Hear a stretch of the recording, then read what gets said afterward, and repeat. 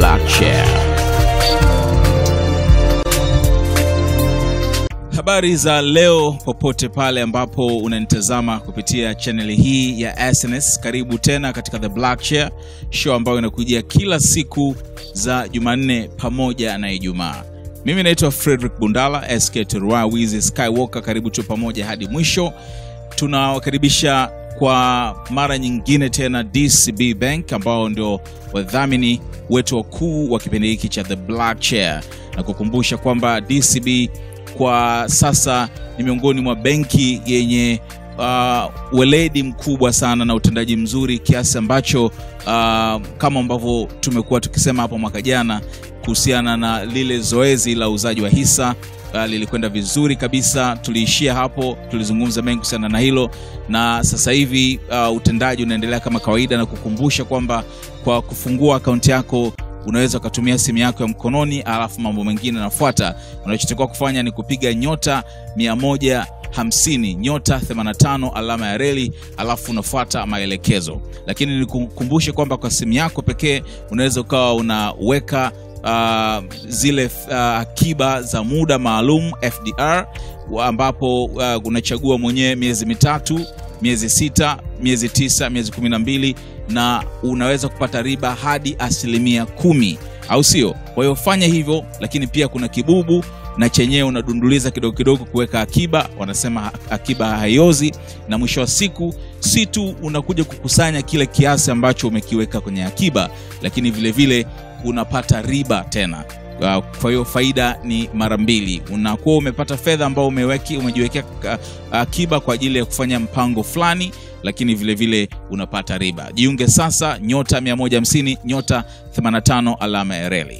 Mimi naitwa Frederick Bundala. Tuanze kuziangalia sasa habari ambazo leo zimetrend hapa nyumbani Tanzania. Wiki hii imekuwa kubwa sana katika maisha ya muziki ya Vanessa Mdee, kwa sababu pamoja na kufanya muziki, lakini vile vile amekuwa akijihusisha na shughuli za kijamii. Sasa alikuwa amealikwa kule nchini Morocco katika mkutano wa Crans Montana Forum, ambao ulikuwa unazungumzia masuala mbalimbali yanayohusiana na masuala ya kijamii. Yeye alikuwa amewakilisha pale kama mwanzilishi ama founder wa taasisi itwayo Udada Foundation. Sasa ameandika katika akaunti ya Instagram kwa kuandika, Jumapili njema iliyojaa neema. Nimechaguliwa kama mteule wa kiongozi wa kesho, leader for tomorrow, katika jukwaa la Crans Montana Forum kwa ajili ya kazi zetu za Udada Foundation. Yani nimehamasishwa kufanya mengi zaidi na zaidi, na tunaanza sasa hivi. Teua shule ya wasichana au mpango au programu inayojishughulisha na masuala ya wasichana Tanzania inayohitaji nishati mbadala. Zola Tanzania na mimi Vanessa tutajikwamua kuhakikisha inafanyika. Haya, tiririkeni kwenye comments mkiacha jina la shule au mradi au program. Kwa hiyo alitujuza hiyo kwamba ameteuliwa kuwa kiongozi wa siku zinazokuja. Sasa kwa sababu amefanya kitu kikubwa sana, nimezungumza naye akiwa bado huko Morocco mawili matatu kuhusiana na mkutano huu. Cha kwanza kabisa ambacho nimetaka kujua ni kwamba kuna clip ambazo aliziweka katika akaunti yake ya Instagram ikimuonesha akizungumza katika panel fulani. Sasa nikataka kujua nini hasa alichokuwa kikichangia katika panel hiyo. Yes, nilikuwa kwenye panel ya Crans Montana Forum. Nilikuwa nachangia kwenye panel ya female entrepreneurs in Africa and young leaders, young female leadership. Ndio ilikuwa discussion ya panel. Nilikuwa nachangia kazi zetu za Mde Music pamoja na kuwa CEO wa Mde Music pamoja na founder wa Udada Foundation, na tulikuwa tunazungumzia kazi zetu pamoja na kitu ambacho tumefanya kama msanii na kama kampuni nzima Mde Music. La pili, nikataka kujua ni watu wa aina gani wamehudhuria mkutano huo, kwa sababu watu wazito pale walionekana. Sasa tuambie ni kina nani ambao walikuwa wamejichanganya nao katika mkutano huo.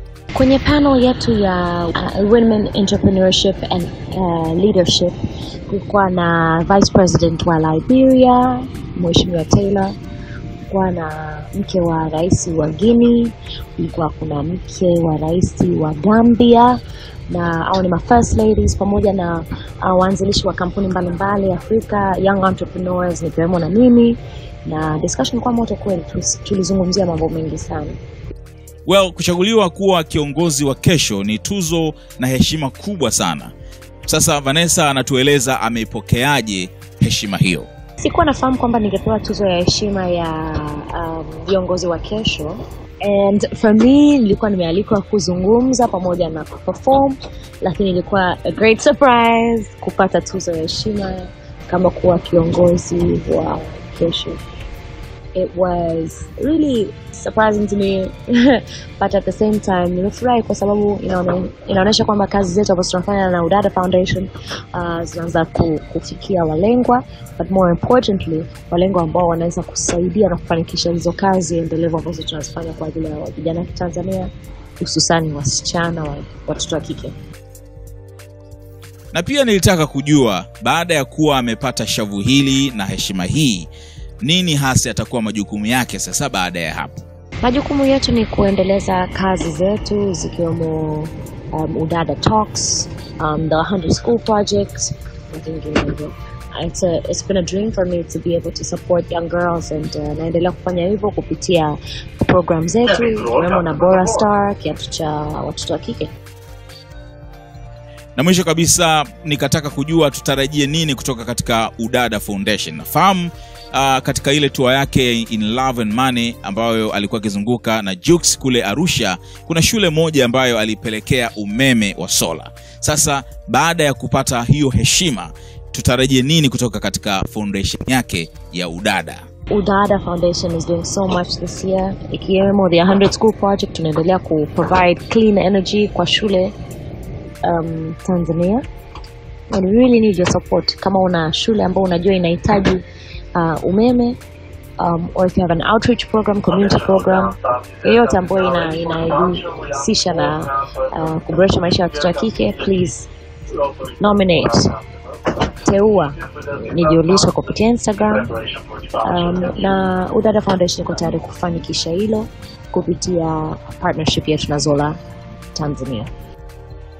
Hongera sana Vanessa Mdee. Mwaka huu mwanzoni umekuwa na neema nyingi sana, kwa sababu hapo nyuma tu alikuwa amepata ubalozi wa makampuni mawili makubwa, benki ya Standard Chartered, lakini vile vile huduma ya Ping ambayo inakodisha magari, kama vile ilivyo Uber na services zingine. Kwa hiyo ni mwaka mzuri sana kwake V-Money. Hivi karibuni Wema Sepetu amesema amebadilisha jina, sasa hivi anajiita Boss Sepetu kutokana na status yake imebadilika, lakini hapo nyuma alichuma janga na kesi bado inaendelea. Kesi ambayo inamkabili ni ya kusambaza video za ngono. Sasa jana Jumatatu kesi hiyo ilisomwa katika mahakama ya hakimu mkazi Kisutu jijini Dar es Salaam, lakini tatizo likaja kwamba shahidi wa upande wa mashtaka hakuwepo. Kwa hiyo kutokana na hilo upande wa mashtaka ukaomba kupitia wakili wa serikali Gloria Mwenda kwamba wapewe muda kama kesi isogezwe mbele kidogo, kwa sababu huyo shahidi wa upande wa mashtaka alikuwa amekwenda Arusha kikazi. Unaona Kutokana na hilo basi hakimu mkazi wa mahakama hiyo Maira Kasonde akasema kwamba inabidi sasa hiyo kesi isikilizwe tena April 18, na akawashauri upande wa mashtaka kwamba wajaribu kutafuta au kuongeza idadi ya mashahidi ili next time kitu kama hiki kisitokee, kwa sababu nadhani lengo lake ni kuona kwamba hii kesi inamalizika na hukumu inatolewa. Sasa sijui hukumu itakuwaje, Wema Sepetu hukumu atakayoipata ni ipi, kwa sababu anakumbana na sheria ya makosa ya mtandao ambapo hukumu yake sio ndogo. Kuna aidha unapigwa fine au unaenda jela. Sasa sijui itakuwaje, lakini hii ni kesi ambayo kwa kweli inamyumbisha kidogo Wema Sepetu, lakini pia inamharibia brand yake kama msanii au star mwenye power, mwenye nguvu hapa nchini Tanzania. Nadhani akimaliza hii kesi, ukizingatia kwamba kabla hapo alikuwa na nyingine, kuna namna fulani atakuwa amepata funzo na kujifunza zaidi, kwa sababu ukiangalia mastaa wengine wenye kaliba kama yake wanakula mashavu sana, na anashangaa kwa nini of course it's obvious kwa nini hapati mashavu kutokana na hizi rekodi mbaya za makosa haya ambayo yanamkabili. Inakuwa ni ngumu sana kupata endorsement kubwa kubwa. Nadhani baada ya kuwa amemaliza hii kesi, kuna haja ya kujisafisha vizuri kabisa na kumrudisha ule Wema Sepetu ambaye alikuwa na influence sana hapo mwanzo. Hapa Tanzania wasanii wa Bongo Flava wanafahamika sana kwa uwezo wao wa kutengeneza kiki, kutengeneza matukio, kufanya majina yao yawe makubwa. Lakini kule nchini Kenya wasanii wanaofanya kiki ni wa gospel, na baba yao ni huyu jamaa anaitwa Ringtone. Unakumbuka mwaka jana Ringtone alisema kwamba ana gari mpya aina ya Range Rover ambayo anataka ampe boss Zari the Boss Lady kwa sababu anataka awe mke wake. Hiyo ili bounce na hakufanikiwa kwa lolote. Sasa amekuwa akija na vitu vya hapa na pale vingi sana, na sasa hivi amekuja na jipya. Ameweka picha ikimuonesha akiwa katika gari la kifahari mbele ya nyumba fulani hivi moja kubwa kabisa nzuri, na kuandika "When you seek the kingdom of God, he gives you everything." Can you imagine, with all the songs Diamond Platnumz, Harmonize and Rayvanny still can't get what Jesus has given me, all them combined. Glory to Jesus, your ways are not our ways. So hapa anasema kwamba pale unapotafuta ufalme wa Mungu anakupa kila kitu. Hebu fikiria, pamoja na manyimbo yote Diamond, Harmonize na Rayvanny wameyafanya, bado hawaishi au kupata kile ambacho Yesu amenipa mimi ukiwaunganisha wote kwa pamoja. Yani Harmonize, Diamond na Rayvanny hawana lolote kwa kile ambacho yeye Ringtone amejaliwa na Mwenyezi Mungu. Kwa hiyo hapa anajisifia kwamba Mungu amemjalia utajiri mkubwa sana ambao ukiwaweka Diamond, Harmonize na Rayvanny kwa pamoja hawawezi wakaufikia utajiri huu. Povu you can imagine ambalo linawatoka Team WCB kwa hiki ambacho amekiandika Ringtone. Lakini mwisho wa siku amekipata kile ambacho anakitafuta. Attention muhimu kabisa kuendelea kukuza jina lake. Kwa hiyo ndio unaona huyu jamaa ni mzuri sana kutengeneza kiki, lakini anafanya gospel. Tuingie katika michezo. Ronaldo hivi karibuni aliibeba Juventus na kuingia katika robo finali ya ligi ya mabingwa barani Ulaya kwa kupiga hat-trick.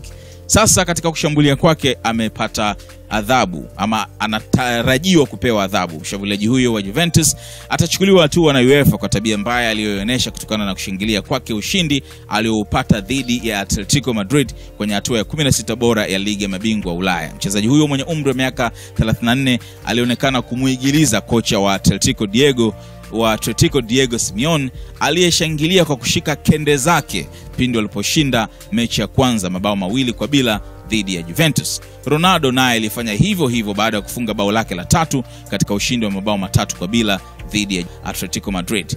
UEFA imesema itatoa maamuzi ya adhabu watakaompa Machi 21. Lakini kwa upande wake Simeone yashapigwa fine ya pound 17 kutokana na kushangilia kwa aina hiyo. Yani kushangilia huku umeshika kende.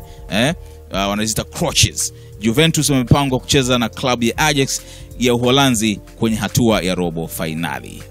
Tumalizie na habari kutoka kwa msanii mkongwe nguli maarufu mwenye impact kubwa sana nchini Jamaica, Buju Banton. Ameweka historia ya uhakika katika muziki wa reggae weekend hii kwa kufanya show kubwa kabisa katika uwanja wa taifa huko nchini Jamaica, Kingston, Jamaica. Msanii huyu alifanya show hiyo na kuweka historia nchini humo. Anasema kwamba tamasha hilo kubwa limekuwa kubwa tangu Bob Marley afanye mwaka 1976.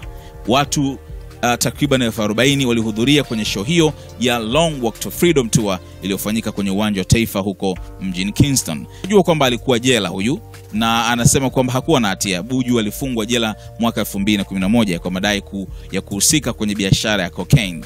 Siku chache baada ya kukamatwa, Buju Banton alishinda tuzo ya Grammy. Inaonyesha jinsi ambavyo alikuwa na power. Wasanii waliompa company ni pamoja na Wayne Wonder, Beres Hammond, Marcia Griffiths pamoja na Grams Morgan.